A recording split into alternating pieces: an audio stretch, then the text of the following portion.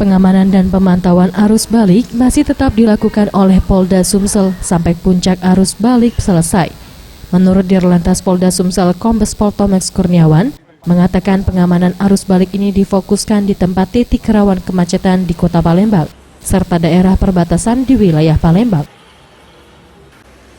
Untuk wilayah Kota Palembang sendiri, pengamanan akan dipusatkan di Terminal Alang-Alang Lebar dan Terminal Karyajaya yang merupakan pintu masuk ke Kota Palembang, disertai dengan pemeriksaan surat kendaraan.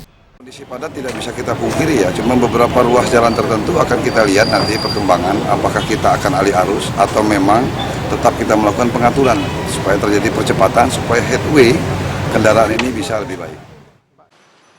Ia menambahkan untuk mengurai kemacetan yang terjadi, pihaknya telah melakukan alternatif dengan memberlakukan buka tutup jalan serta menginformasikan alternatif jalan lain untuk pengguna jalan selama puncak arus balik.